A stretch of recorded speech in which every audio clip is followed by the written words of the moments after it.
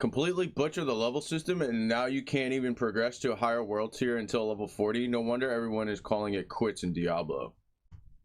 Laugh out loud, they murdered this whole game. It's season 1 of the Malignant Tumors. So many tears. Dude, these comments are phenomenal. So last night we found that there are capstone requirements.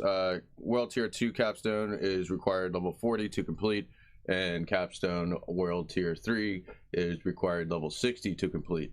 So a lot of people are questioning and wondering, like, oh, you know, why are the devs taking so long to give us feedback and stuff like that, and why does it take forever for us to get console updates and things like that? So I really wanted to talk about that, and I want to tell you guys just straight up, I've been saying this since before the game came out. Crossplay is a terrible idea for this game. It's a very bad idea to do crossplay.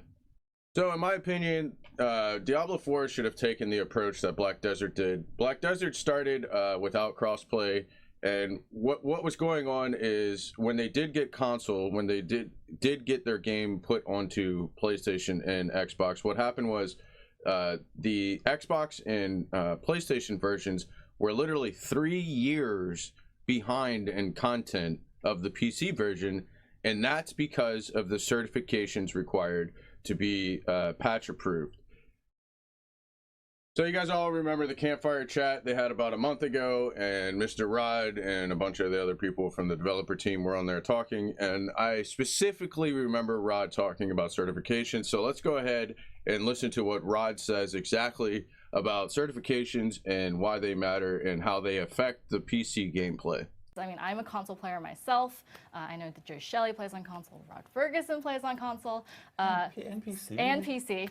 Super important that we get these fixes out to our players at the same time so that everyone that plays Diablo 4, regardless of how they're playing, can experience the same game and the same quality of experience. And I think for the client, what we call the client, so the way you're playing on your actual device, that because we support multiple platforms, we have to often go through certification.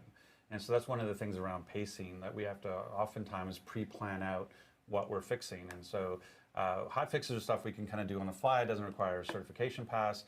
That rather than bringing the whole game down for an hour to roll out a server change, we would do sort of these sort of rolling changes. But our intention is to keep the game up all the time and just try to but that being said, like I said, we often want to plan well in advance because we have to QA it. It's not like we can turn. That's one of the things I feel like the feedback is I have this problem, I want to see it fixed tomorrow, and you're like, I would love to do that for you, but we have to go through CERT and we have to QA it and we have to do all this work. And so we already have a big, real patch coming. And so that's something that's gone through certification. It's out there. It's going to address a lot of things, including performance issues. And it's so big, we're actually talking about there's the potential we may actually choose to have a maintenance window and say, we're going to bring the whole game down, we're going to apply this big patch, and then we're going to bring it all back up. So we just heard Rod talking about rolling hotfixes and how they have to get certification, and that takes several months. It does take time, and they have these certifications pre-approved, and they have these patches pre-ready to go because they have to get them approved to be put on console. And I believe this is because consoles have their like Microsoft Store, for example, and I'm not sure what the PlayStation one is because I don't play console, but I'm pretty sure that they are responsible for their content that they put on their systems. So for legal obligations, I believe they have to thoroughly check and certify every single patch that they put onto their system. Now, correct me if I'm wrong, but that's the way I believe it is to be working. But if I'm wrong, go ahead and correct me in the comments. That's fine. Anyway, so this is the patch notes from yesterday. I was going to type in reduce, and I didn't even have to type it in. 55 appearances of this word, reduce, reduction. Holy shit!